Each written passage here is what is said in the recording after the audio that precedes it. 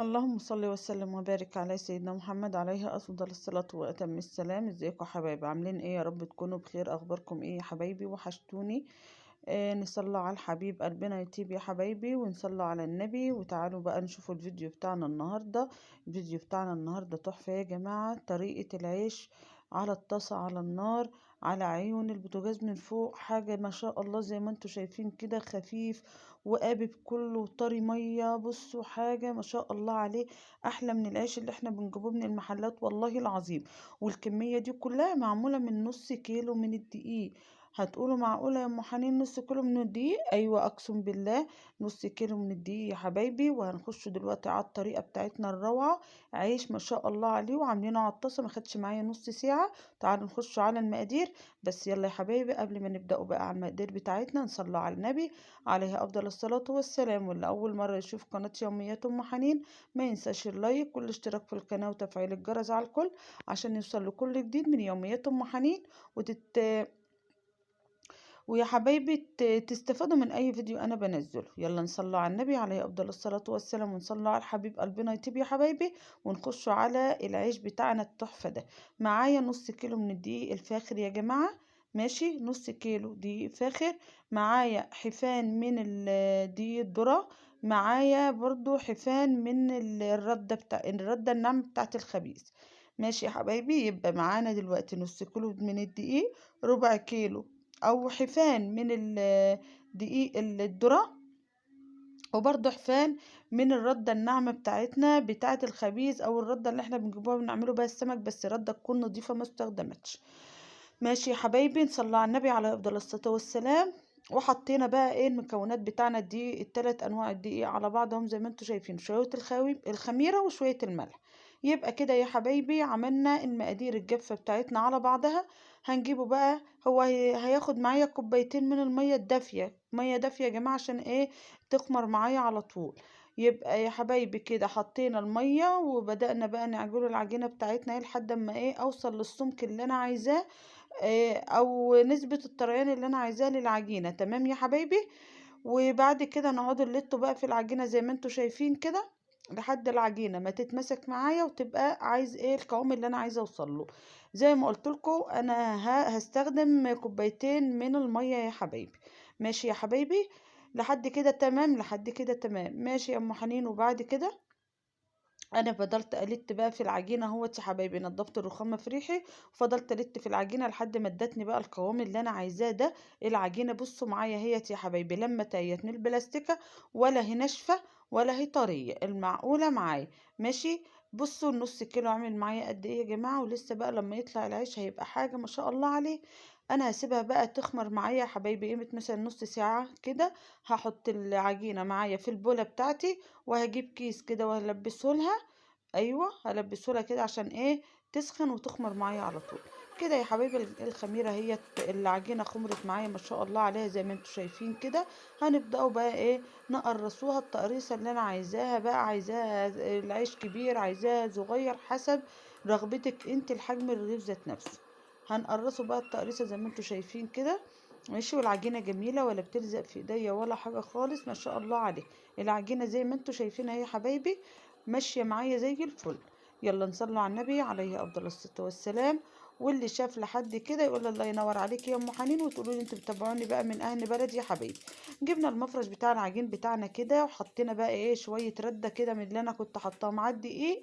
جبت شوية ردة كده وبقيت أحطهم تحت العجينة بتاعتي وبقيت أبططها. وجبت الطاسة بتاعتي، دي طاسة الكريب، عندك طاسة عندك صينية أي حاجة يا حبيبتي.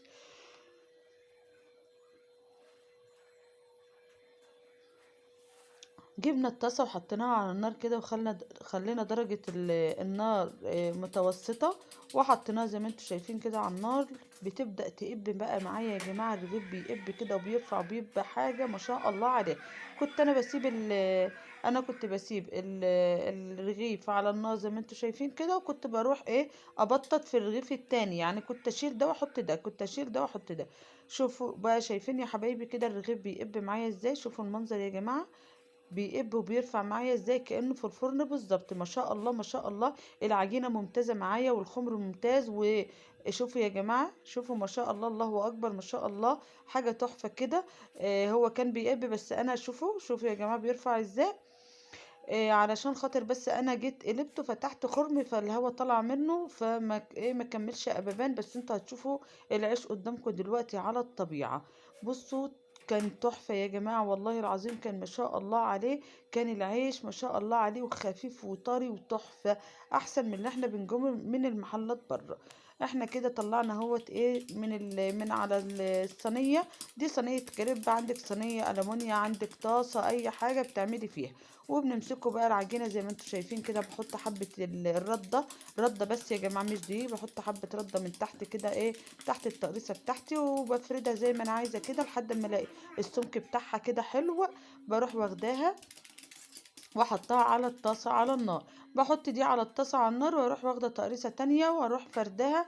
العجينه كانت ما شاء الله وفرتت معايا 15 رغيف او ازيد، او 17 رغيف تقريبا، من نص كيلو دقيق يا حبايبي. والمكونات كانت كلها من عندي من البيت، ولا اشتريت حاجه ولا جبت حاجه من بره.